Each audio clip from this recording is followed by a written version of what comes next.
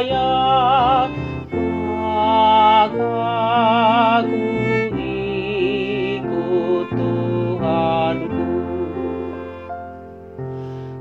Haim baru ondo solu, Tuhan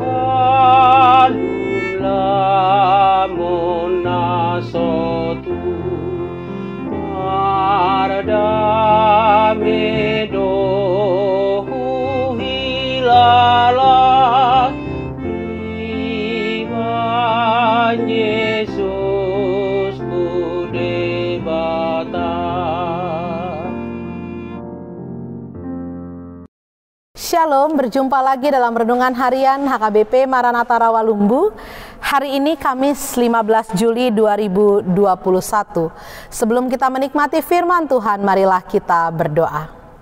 Kasih karunia dan damai sejahtera dari Tuhan Allah Bapa kita dan dari anaknya Tuhan Yesus Kristus menyertai kamu sekalian. Amin. Saudara-saudara yang kasih Tuhan, firman Tuhan hari ini terambil dari Kitab Yakobus pasal 5 ayat 3. Yakobus 5 ayat 3. Emas dan perakmu sudah berkarat, dan karatnya akan menjadi kesaksian terhadap kamu, dan akan memakan dagingmu seperti api. Kamu telah mengumpulkan harta pada hari-hari yang sedang berakhir. Demikian firman Tuhan.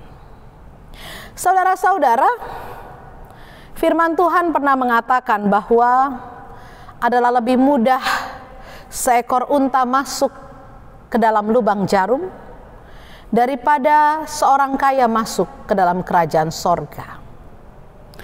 Lalu apakah menjadi kaya itu salah? Ayat-ayat yang mengecam kekayaan, mengecam orang kaya, itulah yang sejak dulu digunakan oleh para penjajah di Indonesia yang membawa juga berita Injil, ya, karena tujuan mereka untuk menjajah adalah 3 hal: gold, gospel, glory katanya, ya, emas atau kekayaan, makanya mereka mengeruk,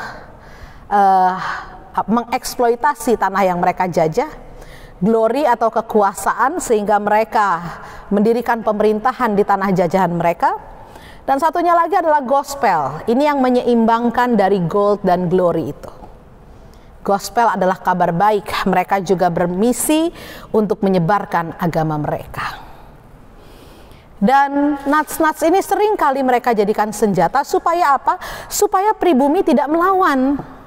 Walaupun miskin, mereka enggeng-enggeng aja. Mereka iya-iya aja. Oh iya, kalau saya miskin lebih gampang masuk surganya. Begitu pikirnya. Ya?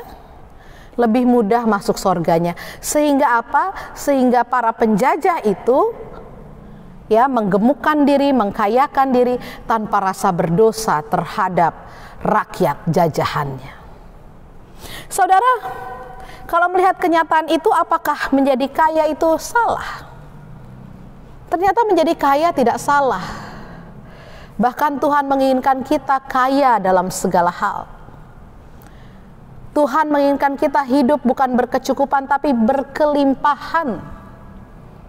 Namun yang menjadi salah adalah orang-orang kaya cenderung dikuasai bukan menguasai hartanya. Sehingga mereka disetir oleh hartanya. Katanya kalau mereka itu kaya, itu seperti minum air laut, tambah diminum tambah haus. Tambah kaya, tambah merasa kurang. Dulu waktu rumah ngontrak kayaknya enak-enak aja. Ya, makan tahu tempe enak-enak aja, senang-senang aja, sukacita saja. Ya. Dulu waktu masih naik angkot rajin ke gereja, pelayanan nggak pernah absen. Tapi begitu sudah ada kekayaan, rumah yang besar, sudah jadi hak milik, tidak ngontrak lagi, mulai terjadi pertengkaran di keluarga. Makanan yang enak bukan tahu tempe lagi, tapi setiap hari makanannya bisa enak-enak, daging, keju dan segala macam, malah membawa penyakit, darah tinggi, kolesterol, asam urat, asam gugur dan semacamnya. punya kendaraan, bukannya pergi ke gereja lebih rajin, tetapi malah lebih rajin jalan-jalannya. Bicara dong tahe katanya, ya. Toy mak tapak ganjang mak 4 tahun katanya begitu ya. Nah, saudara-saudara, ini yang terjadi, dan buat orang-orang kaya seperti itu, itulah yang dikecam dalam surat Yakobus. Bahwa orang-orang kaya seperti itu, orang-orang kaya yang maruk, greedy, tidak pernah puas, bahkan menghalalkan segala cara untuk menumpuk dan menumpuk lagi kekayaannya. Mereka tidak mau berbagi pada yang miskin, mereka tidak mau membuka mata mereka buat orang yang kekurangan. Orang-orang seperti itu katanya, emas dan perakmu sudah berkarat, karatnya akan menjadi kesaksian dan akan memakan dagingmu seperti api, karena kamu mengumpulkan harta pada hari-hari yang terakhir. Harusnya hari-hari yang terakhir itu kita lihatlah orang tua kita, para lansia itu. Mereka lah yang waktu di lockdown itu setiap hari mereka bilang, kapan lagi kami lansia bisa PA onsite lah, kami bertemu sama teman-teman kami, bicana dong dope umur nami inna. Karena kami sudah tua, tidak tahu kapan Tuhan memanggil kami. Holan mana tak tuba dua gijang nama nahu lahon hami. Saudara, itulah orang-orang yang hidup pada hari terakhir sebenarnya. Tapi orang-orang kaya seringkali lalap. Disuruh pensiun, janganlah kita cari lagi usaha, katanya gitu ya. Padahal sudah waktunya pensiun. Sehingga ketika sudah pensiun dibilang, ayo amang ikut lansia, nantilah itu masih ada usaha kami yang kami buka, adian be.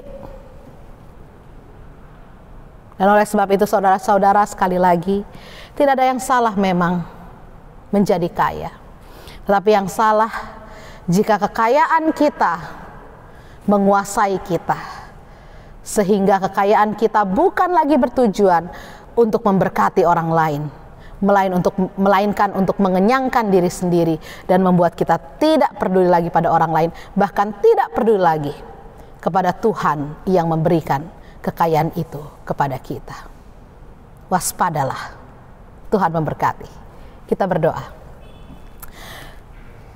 Tuhan Bapa kami yang bertahta di kerajaan sorga, kami bersyukur untuk firman-Mu yang telah menegur kami, mengingatkan kami bahwa harta duniawi yang Tuhan titipkan kepada kami, berikan kepada kami, itu bukanlah semata-mata kami bisa gunakan dengan seenaknya. Tapi harta itu Tuhan karuniakan kepada kami supaya kami bisa menjadi saluran berkat, memberkati saudara-saudara kami yang kekurangan, membuka mata terhadap begitu banyak orang-orang yang kelaparan, sehingga kekayaan kami menjadi berkat buat semua orang, dan bukan hanya berkat buat kami sendiri. Oleh sebab itu Tuhan, ajar kami bijaksana menggunakan harta kami, sehingga kelak harta kami bersaksi kepada Tuhan betapa mulianya mereka kami gunakan untuk kepentingan bersama yang memuliakan nama Tuhan. Terima kasih ya Tuhan. Berkati jemaat-Mu yang menyaksikan renungan harian pada saat ini. Berikan kami semua kesehatan, berikan rezeki dalam kehidupan kami.